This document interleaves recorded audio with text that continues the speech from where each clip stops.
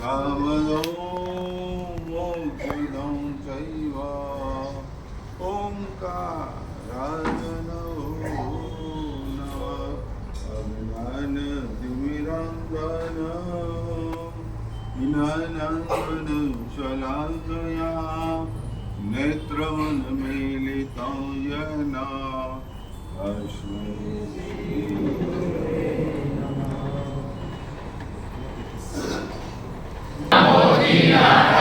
શરણાય મંગલાય લોકોત્તમાય રામ રે રોમ રે રોમ કસિયા ઉષા ત્રિલોક્યલલામ ભૂતાય શુદ્રો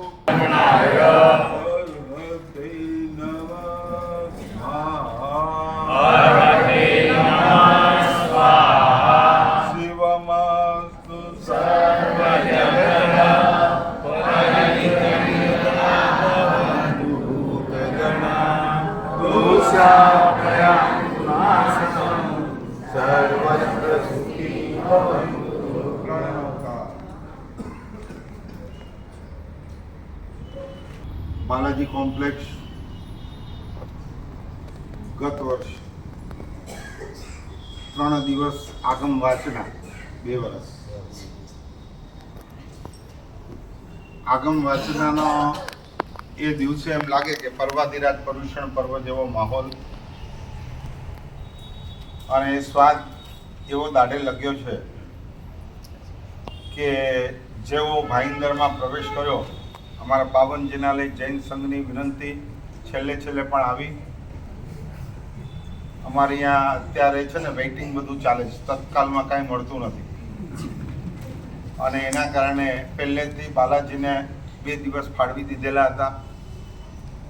એમનો આગ્રહ તો ઘણો હતો કે હજી ફરીથી એક આગમ વાંચના આપણે ચાલુ કરીએ, 3 દિવસની એક આગમ વાંચના રાખીએ, પણ સમયની બહુ કટોકટી હોવાના કારણે પહેલા 3 દિવસ ફાળવવાના હતા, પણ 2 દિવસ છે અને ઘણી બધી વિનંતીઓ છે. આટલું મોટું વિરાટ ભાઈંદર એમાં 2 દિવસ ને 2 મહિના પણ રહીએ ને તોય ઓછું પડે અને માત્ર 2 દિવસની સ્થિરતા અને બાલાજીનો અતિ આગ્રહ હોવાના કારણે, સંઘનો અતિ ઉત્સાહ હોવાના કારણે નક્કી કર્યું કે સુદામાની ઝૂંપડીમાં જવું.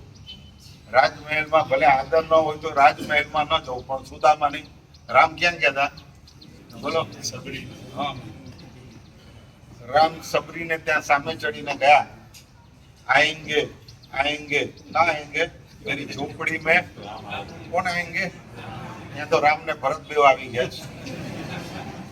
એક સાથે રામ અને ભરત બંને આવી ગયા છે અને આવો એક સરસ મજાનો ભાવ, જેના કારણે આજે ચાલુ દિવસ છે અને છતાં પણ મોડું પણ થયું છે અને છતાં પણ તમારો ઉત્સાહ ગજબનો છે.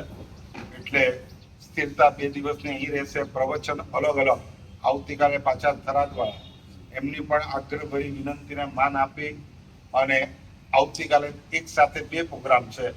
એક તો બાવનજીના લઈ દર્શન કરી અને વિજયભાઈને ત્યાં પગલાં કરવાના છે અને જે સંઘની જબરજસ્ત સેવા આપે છે, સંઘમાં એલર્ટની અંદર આગળ પડતા છે, વિહાર સેવા ગ્રુપની અંદર પણ જોડાયેલા છે અને ખાસ મહાબોધિશ્વરી મહારાજના ચાતુર્માસ વખતે ઘણા બધા પરિવર્તનો થયા. આજથી લગભગ 30 વર્ષ પહેલા ભાઈંદરની ધરતી ઉપર પહેલું ચાતુર્માસ અમે બે ભેગા હતા, અલગ થતા નતા, પણ ભાઈંદર વાળા એટલા